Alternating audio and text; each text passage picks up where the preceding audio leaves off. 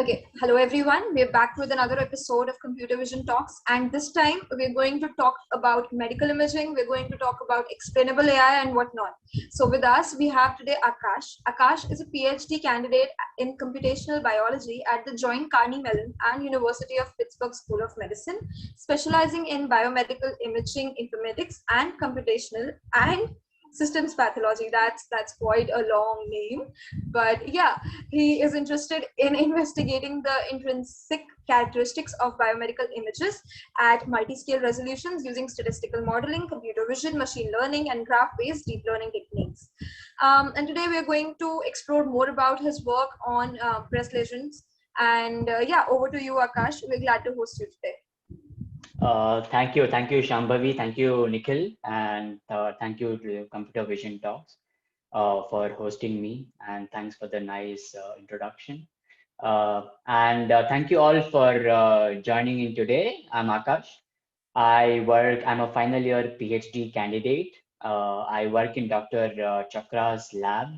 I'm interested in medical imaging in the domain of digital and computational pathology.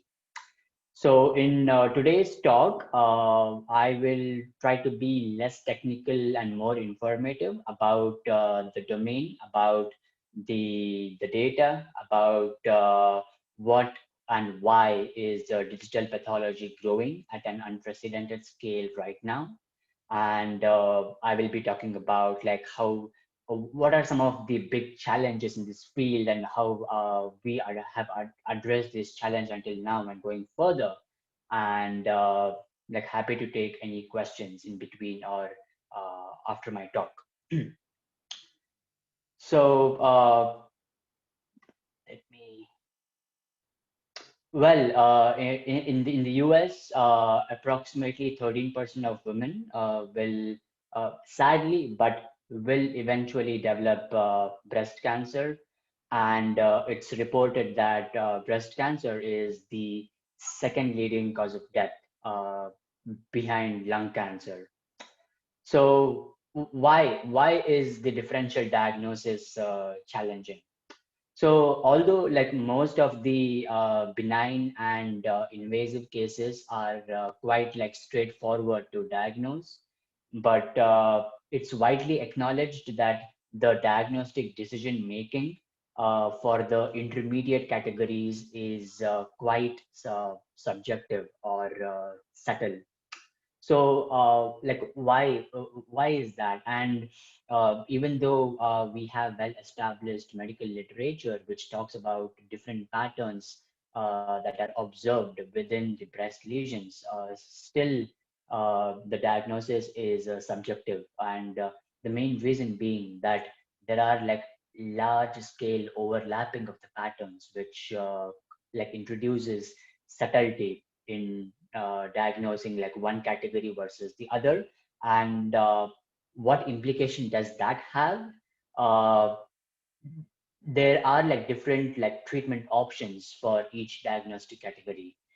Some require like immunotherapy, some require like surgical excision, and like other medications too. So diagnosis is subjective. So what this means is that no two pathologists are likely to agree on a diagnosis, and this has a direct effect on the optimal treatment plan for the patients. And also adding to the data complexity, over the past decade, while the number of pathologists have reduced, but the number of cases per pathologist has increased tremendously, like by 42%. And this is not just for breast cancer, but all other types of cancer or diseases which requires uh, an intervening pathologist.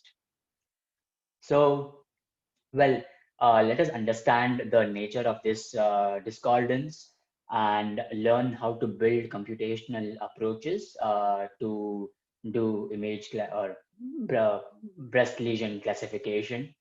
And before that, like, let me introduce the data to you. And so there are like two kinds of breast lesions. So these are not all the kinds of breast lesions, but these are just like two kinds that we have undertaken in our study, which is benign or low risk and atypical or high risk. And the risk is towards uh, getting invasive breast cancer in 3 years or 5 years.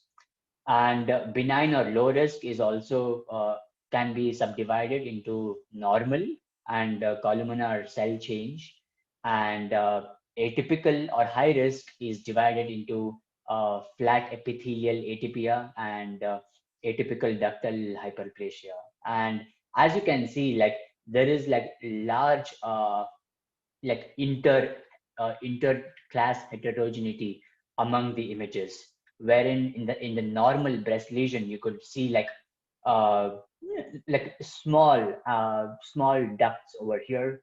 In columnar cell chain you can see some emerging patterns of some structures, and here I'm just giving you like small simple examples, and I will be talking about it more in the coming slides.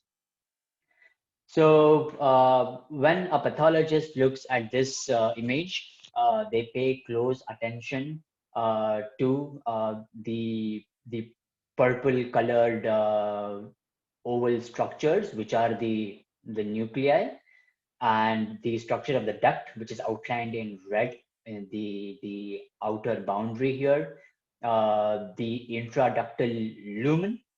And so when the pathologist has to diagnose a breast lesion under a microscope until now, but maybe in the future on a computer screen, so they pay very, very close attention to these histological entities. So where like the pathologists in their extensive training, they have built like a sort of a diagnostic vocabulary, or you might call it as like a visual feature dictionary in their mind. And they have like day-to-day normal examples so that they could interact with each other, and it's quite relatable. So they have given like real world object examples to sort of visually describe the patterns that are emerging within these images. So a columnar cell change typically has picket fence like architecture. You are seeing a close-up shot of the breast lesion in the middle, which typically resembles the picket fence that you can see outside a house. And the atypical ductal hyperplasia, which is high risk, which you can see on the left-hand side, and the close-up shot is in the middle. It typically has what we call it as a cribriform architecture, which is more like a medical term, but they refer to it as like holes in a Swiss cheese pattern. So this is a very, very important feature. Why? Because if they observe such patterns within the breast duct, uh, they cannot rule out the possibility of like a high risk towards getting cancer. So the patient has to be treated. But again, like it's not quite straightforward. In other words, like every atypical ductal hyperplasia does not have a cribriform architecture. Only some has it, but if it is there, you can't rule out it being a high risk. So the elements of the diagnostic vocabulary are very well cataloged in reference books such as the World Health Organization classification of tumors of the breast. So the doctors have been using this from or like many years, like even before like deep learning was introduced or any computer vision algorithms were introduced to observe the patterns. So it's well established that when the pathologists make a call from one category versus the rest, uh, they refer to these literatures that has been revised from many years actually. So this book is for the breast, but there are like similar books for lung, prostate, and other multiple organs as well. So what we did is we took a very simple approach. Why? Because uh, I have been fortunate to be working with the pathologists and my team here in the Pitt Medical School to sort of like even like understanding the data even before implementing any computer vision or image classification algorithm. Like you have to tell for yourself like what is this image classified as, and it is not simple as like a indoor scene recognition or any object classification, because like if you have to classify between I don't know, like a train or a car, uh, there is no discordance, right? Like a train is a train, a car is a car. But here the problem is quite different, because even the pathologists are cannot tell for 100% if it is like a columnar cell change or flat epithelial atypia, because there is so much of subtlety in the patterns, and all they can do is give a probability that okay, this might be a high risk, of course, when the emerging patterns are not present, right? And I'm sure like in the coming slides you will appreciate the data, and just let me know if you have any questions, right? So also like when there is a lot of subtlety involved, they look at other sections of the breast for getting like more and more evidence. So what they do is like they just like try to get evidences of these histological patterns within the breast duct, right? And so if they cannot like zero down on a diagnosis, then they look at other regions and then try to get like clues, diagnostic evidences, and then they just try to increase the probability that oh, this is tending towards high risk cancer, or maybe like no, like I think everything here in the breast duct looks normal, so there is no chance that this woman can get cancer, right? But of course they try to diagnose it on the worst possible case. Like if they are unsure of it being a high risk, they usually go for the worst case scenario. Why? Because uh, they like false positives are like are a big deal, right? They don't want to miss out on these important diagnosis and treatment for the patient. So what we did is we constructed a dictionary of histological patterns based on histological shape, orientation, shape of the lumen, and the intraductal architecture, and also the spatial spread of the nuclei and lumen. And all these we formed this dictionary after talking to the pathologists in the hospital. Like this does not constitute all the patterns that they look at while like examining a breast lesion, but these are some of the most important or prominent patterns that they typically pay attention to, especially when like differentiating a low risk from a high risk cancer. So the frequency of occurrence of these patterns is quite different. In normal cases, we observe certain behavior, is what I'm like to say, and in high risk, you observe like large and round cells. The size of the breast duct is larger, and you also observe like some complex architectural patterns and things like that. So let us take a closer look at just the nuclei shape, and let's appreciate as to how the nuclei shape changes across these four categories. So in normal, you usually observe round cells. In columnar cell change, you observe elliptical cells.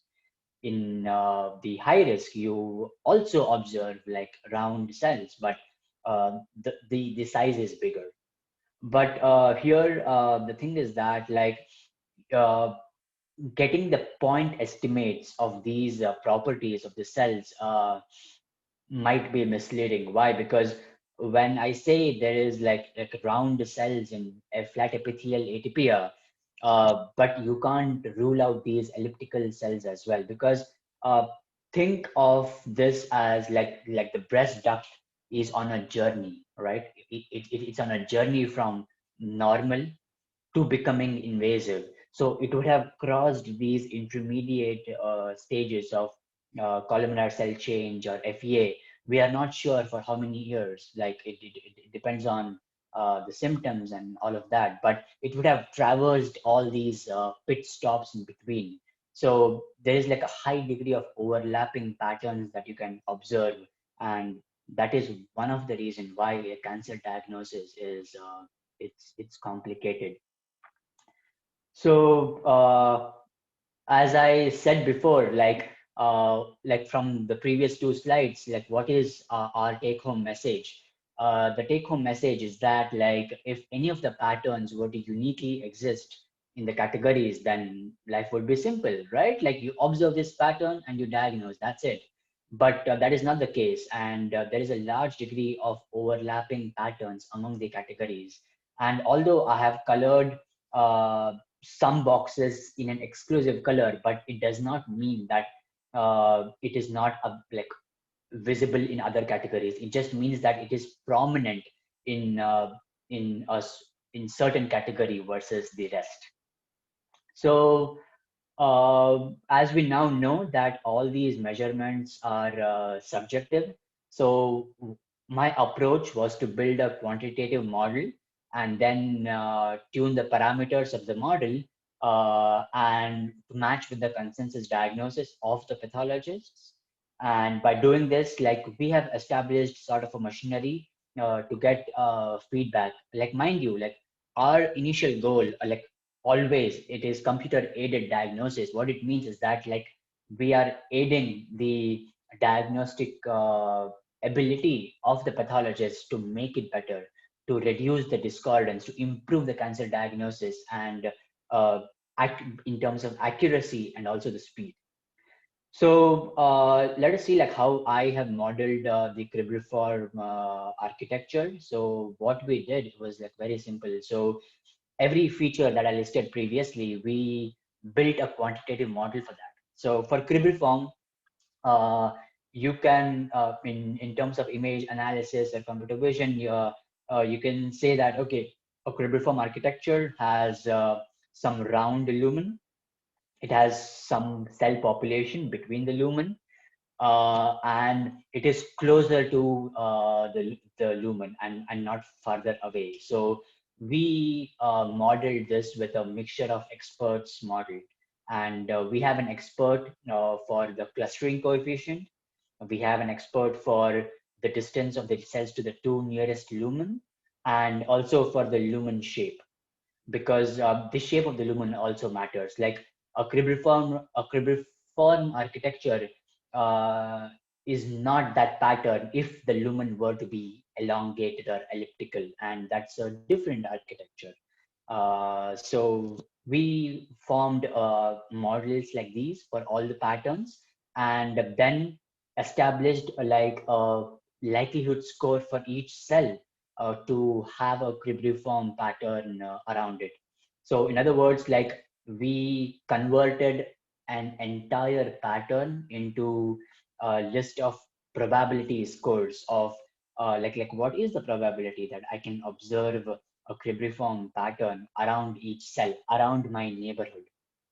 So then what we did, so here on the left hand side, you can again see the same columnar cell change lesion that you saw previously. And on the right hand side, you can see some colored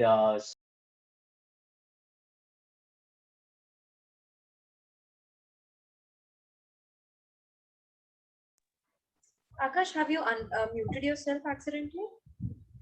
no, I unmuted now. Can you Yeah, you hear are. me? Yeah, I can now. Okay, perfect.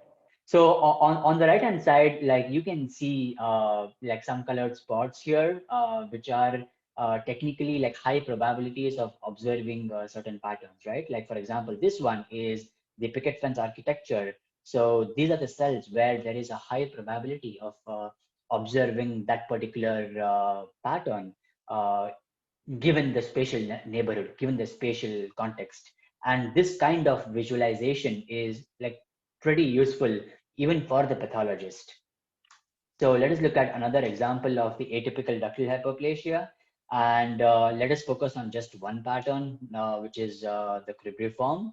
And here again, you can see like the dark red spots over here, which shows high probability of observing. So yes, it doesn't. So these red spots is not exclusive. What I mean to say is that you can observe a cribriform pattern here as well. But here I have just showed you like one of the region which is showing the pattern.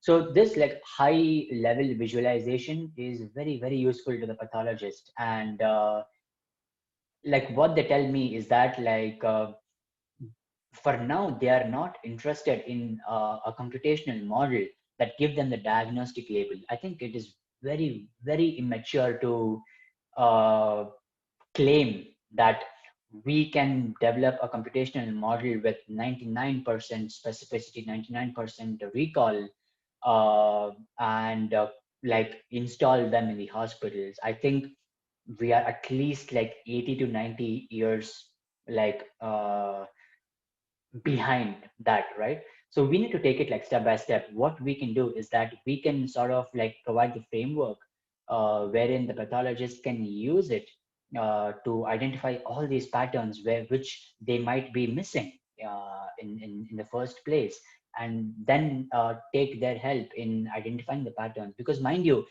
all the training data that has come for the breast lesion, usually it comes from like 3 pathologists or 5 pathologists, and it is called as a consensus diagnosis. So what it means is that like given an image, if 2 of the pathologists have labeled it as one category out of 3, then the image gets labeled as that particular thing. So it does not mean that the third pathologist was inexperienced. What it means is that like they might have looked at different regions, or they might have been trained in different universities. Like for example, if you show this image to an Indian pathologist in an Indian hospital, it might be completely different when you compare it to hospitals in Italy or US, because the training is very, very, very different. So I think instead of jumping the entire process and uh, like give out a classification outcome, I think we should focus on understanding the patterns and try to model the patterns and take it like step by step, like hand holding towards this like efforts for digitizing the pathology field. So then as I told you, like here is another like visualization for the confounding feature distributions. Confounding means like there is a large degree of overlapping patterns that you can observe. So what we did was that like we sort of applied like sort of like a cognitive psychology approach to this, as to like how do humans make decisions, or how do humans like associate things, or like how do they think. So when the pathologists observe the tissue patterns, they instantly try to generate mental models. By mental models, I mean like they try to form these associations that they might have previously come across during their pathology training. Like, say, for example, this is a test image. When they look at this image, they might like come across some of the images that they might have come across previously, and then do associations on a global and local scale. Like, so for example, this particular duct, it looks big, like, oh wow, I did come across a breast duct like probably previous month, which also was big, which had like a similar global structure. And they do this even at the local scale. Like, oh, I'm observing like holes in a Swiss cheese pattern here, and I was observing this in some of the breast ducts earlier as well, which helped me in the diagnosis. So it's a very like common study in computer vision, which is like prototype driven image classification, but it is the first of its kind in the field, in the domain of digital pathology, which we have undertaken. So, so this equation here, it captures the relative importance of those global and local associations of the training and the testing images with what we call as the prototypical images for comparison. And the beta parameter, it is the resemblance coefficient. What it means is that, like, does my resemblance positively guide or negatively guide in detecting a particular category? And the C of X, it is the global association, and I will, in my next slide, I will tell what are these global and local associations. So we captured the global difference between any two images by looking at the likelihood score or the probability scores of all the histological patterns that we have undertaken, and performed a simple two sample Kolmogorov-Smirnov test, and then compressed the vector by taking the L2 norm into a single number. And like now in this framework, like you can sort of like compare the images globally, and by looking at the global structure, looking at all the cells within the duct. To compare the local differences, what we did is that we went inside each breast duct and sort of like asked this question as to, am I seeing areas of high probability of certain pattern? And if so, like what is the area, what is the size of these islands? And then we compared the size of the islands to locally compare two images or two ducts for generating local associations. So, and then we tested this framework on multiple scenarios. And of course, like you won't be able to like publish a paper even like without reporting like a classification performance, right? Like, or you have identified all these patterns, that's good. But so we did run the classification scenario on multiple cases by looking at the global properties, by looking at the local properties, and combining the global and local information on different prototypical sets. And then we compared this approach with the latest graph neural networks, and also by passing the pattern scores through a simple like logistic regression. And then we compared the baselines with the framework that we have developed in our lab. And as you can see, like we are doing a very good job in terms of identifying the diagnostic categories correctly in terms of like recall or sensitivity. So this is not the only thing. So the most important thing is that like we want an explainable AI framework. Like we want to tell like where the network is looking at and why did it come to a specific diagnosis. So my framework can give you the information extracted from like here there are 4 different prototypes, and it is telling you that okay, what are the patterns that it has paid attention to and how much of importance is it paying attention, how much of importance is it giving for a specific diagnosis. And this is what this is telling. And this overlaps with some of the thinking of the pathologist, and Akash. Yeah. Talking about prototypes, there's a question in the chat box that that I think we can take it right now. Is a prototype act like multiple labels or identifier to a given input image? No. So no, prototypes is okay. So Representation? by prototypes, no, by prototypes, I mean like sample images for that particular category, and this is unlabeled. The prototypes itself are not labeled. So the prototypical images are not labeled. So how? Okay, let me give you this. So how we chose the prototypes were. So there was a pool of images, like around 100 images, which were labeled by the 3 pathologists, and the diagnosis of all the 3 pathologists were the same. So we sort of took like concordant or the same label images as prototypes. So you can imagine prototypes to be like these like clean examples of a particular category where like for example, if you wanted to have prototypes for a kitchen, right? like you would expect each image to sort of represent some aspects of the kitchen scene. Like, for example, within an image, you might not cover the entire scene's structure. Like, you might be focusing on like a refrigerator or a gas stove, but in some other image, like you don't want to repeat the information that was extracted in the first image. Like, you want to highlight the other structures, like for example, a dining table, or like a microwave or things like that. So this is what formed the prototype set, like So exclusivity. Yeah. yeah, they're asking for a clarification. So is it like for each image we are dividing it into multiple crop version of it? No, This these are prototype at multiple. random? No, no, these are multiple images. Like, we are not. That's a good question.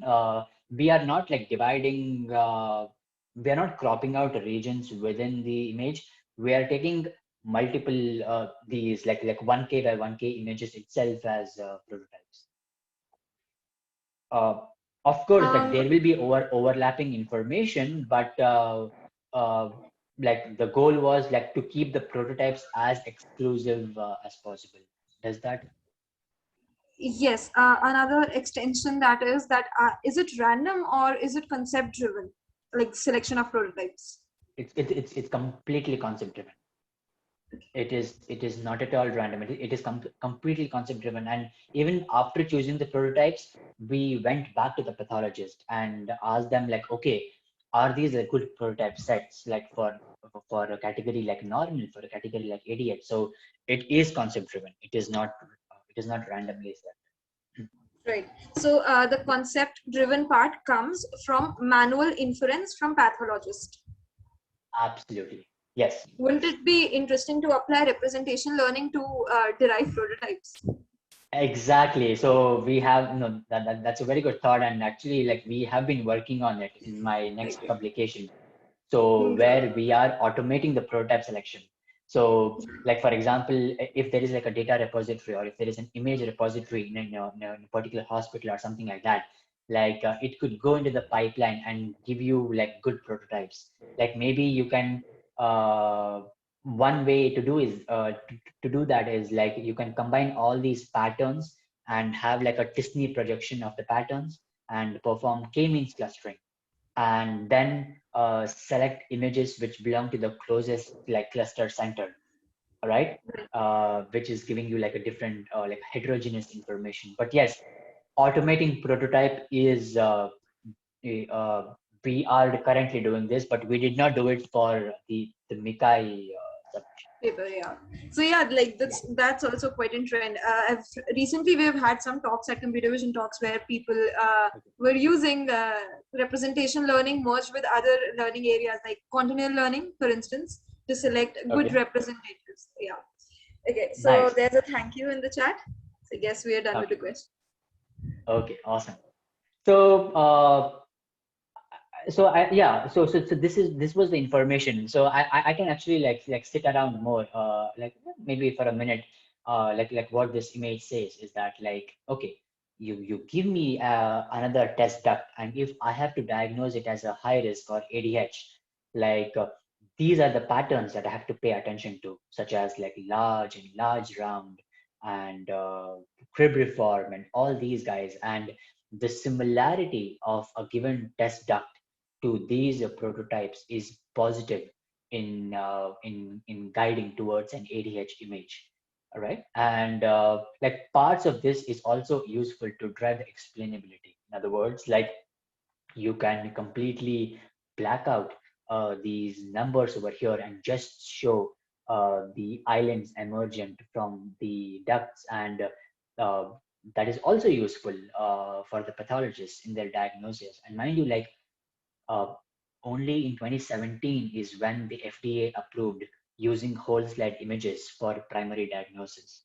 And just 2 weeks back, one of the companies got its first FDA approval to use AI for improving prostate diagnosis. Again, not for classification, but to improve the diagnosis by to assist the pathologist for diagnosis, and it happened 2 weeks back.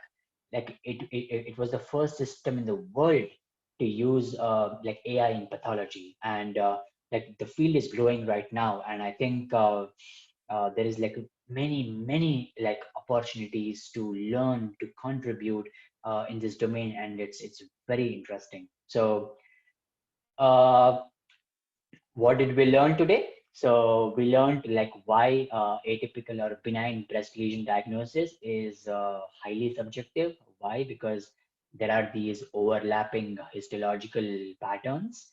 And how did we address this challenge until now? So we built analytical models of the dictionary of the patterns. And I showed you how we modeled the cribriform, and we followed, and you can read it in my paper, like how we have modeled all the other patterns. And then we built sort of like the prototypical models that accounted for or learned the relative importances of ductal and intraductal regions for decision making. And with that, I would like to like thank my advisor, Dr. Chakra, my group members, and the pathologists at the Megi Women's Hospital. Uh, and special thanks to Shambhavi and Nikhil for hosting. Thank you. It was it was very new. We've not had a talk on explainable AI so far, so it was really fun, and it was completely a pleasure to have you. Right. So, do you mind having some casual chatter? And in case participants have any question, they can pitch in the chat. And I'm really glad that all of you stick with us till the end. Right. So yeah, let us go back from where I started. So Sure. you were one of the first, not actually first. Nikhil is also into a joint PhD program with University of Queensland and IIT Delhi. But with medical imaging, you're the first person that I know. So how does it happen?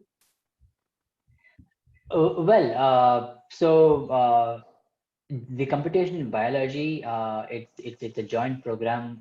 Why? Because Carnegie Mellon, like it has a very good program in computer science, and then Pitt has a very strong the School of Medicine.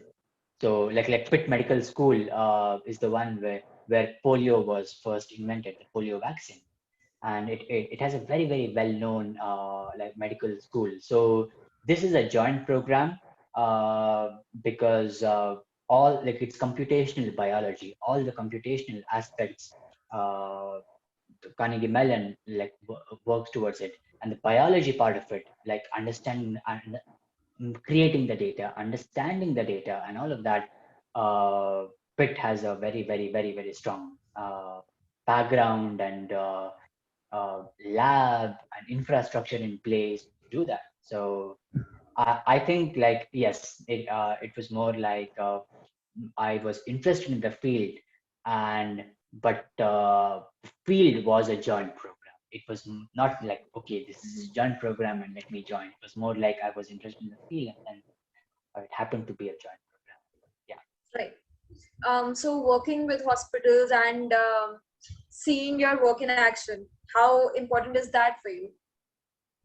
Well, it's very important. So again, uh, as I would like to say, like I've been very fortunate to work with an amazing team of pathologists, amazing advisor, and like going and understanding the data, looking at the data, it is quite different. Like if you when you compare it to just understanding the data through like YouTube or maybe by reading the literature and then deploy all these deep learning algorithms like CNNs, GNNs, but without understanding the data, it's of no use. Because again, the field does not require these high numbers in sensitivity. What the field requires is like all the like recognizing the patterns and all that, and we can get that. We cannot escape from not understanding the data, talking to the pathologist, and yeah, I think like it's like step by step. I get it. So, the natural question that comes to my mind is that a PhD is okay. That is one way that you're moving forward in your career. But what after a PhD for you or for people who share your research interests? Do we have opportunities in startups? Are people or are startups really working in this domain? Or Yeah. do you work with a hospital as an employee? How does it go? Okay, that's a very, very good question. So, I have a job, so I'll be graduating soon in February, and I'll be working as a lead pathology AI scientist in one of the companies. So the job opportunities are tremendous in this field. So even before I got this offer, like I had like 12 other offers. I had like three postdoc opportunities, and then I had other like job offers from many companies. But so this field is very, very hot right now, and not just in the United States, but even in India. This has been growing at a tremendous scale, and people like the doctors need computer scientists who can build these image analysis algorithms, who can build AI diagnostic tools. But Mhm. they also need people who can like sort of have an inclination towards data understanding and Right. interacting with the doctors. It has to be a synergy between the medical community and the computer vision community. And Mhm. only when we interact together is when we could like uh, get like good software out there. But there are like many opportunities, not just in the academia but even in the industry, and it is just we have just started. This is just the beginning, and in Right. the coming 4 to 5 years the opportunities will be way too much, so without a doubt. Okay, that's encouraging. So there's a question in the comment box. Has there been any work done on prognosis side of the problem? Yeah. So there has been there have been work. With the prognosis is like so the images that you looked at currently was histopathology images, which were stained with hematoxin and eosin. But there is also something called as a biomarker images, where you stain the cells with the different biomarkers that shows different gene expressions, or so shows some different patterns with which there have been studies in prognosticating like the disease progression, like what is the probability that this particular image uh, become this category within an year, within 2 years, become invasive. So there have been studies to Okay. We've been talking about explainability and fairness and everything, all these terms which are so necessary because even as human beings, we need answers to some of these. So my question would be how essential do you think explainability is to the domain of medical imaging? Okay, explainability is so important in a way that again, good numbers with the algorithms can get you good papers in NIPS, CVPR, ICCV, and all these conferences, but it cannot get you an FDA approval. It cannot surpass a clinical setting scenario without explainability. So the model has to account for why it came to a diagnosis. Where does the system fail? How does the system fail? What are the ablation studies that you do to sort of like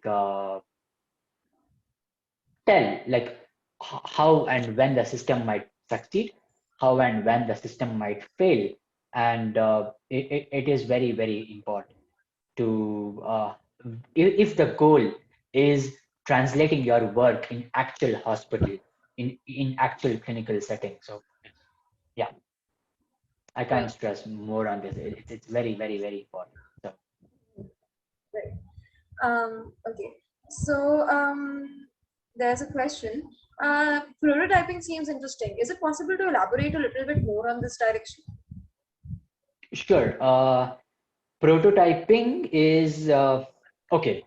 For example, let me give you this simple analogy, right? Like when we were babies, like we weren't given 1 million we weren't shown 1 million cars when we were a baby for us to recognize it as a car, right? We were given a hand, like we might have been shown maybe like 5 cars, 6 cars, the first time, maybe when we were like few months old, or I don't know. And then our psychology tries to form these associations, right? Like, oh, somebody told me that this is a car.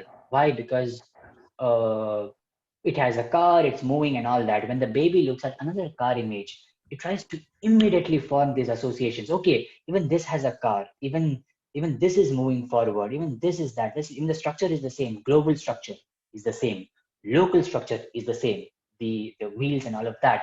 And then if somebody, if the parent or somebody else tells that, oh no, you are right, this is a car, it starts forming evidences in the human brain. It starts becoming more and more confident. The baby starts becoming confident.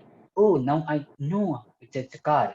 And as you like proceed over the years, like you're so confident that I know what a car is. So in prototyping, what we say is that, like, okay, can I have prototypical images of a category, like of a ADH category, of an FEA category, wherein, oh, I know. So given any other FEA image, can I compare that new test image to all these prototypical FEA images, and can I form these associations and try to come up with like importance of the information? So this is like first of its kind. This has not been applied before in the realm of digital pathology. Medical imaging might be an exaggeration, I would say, but in digital pathology, this is the first of its kind.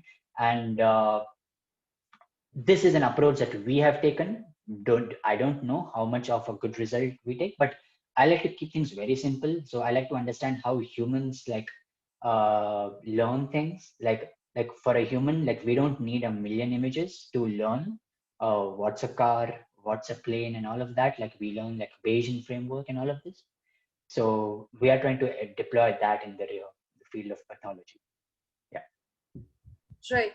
That was actually an elaborate answer, and I hope that answers your doubts.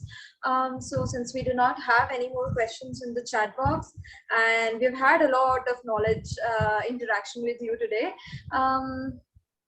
okay, so yeah, there's a question actually, and it is completely optional on you to answer it. So there's a question that asks, hey Sham, is this a right place to ask Akash any tips on getting into CMU Pittsburgh computer bio program with an undergraduate degree from India?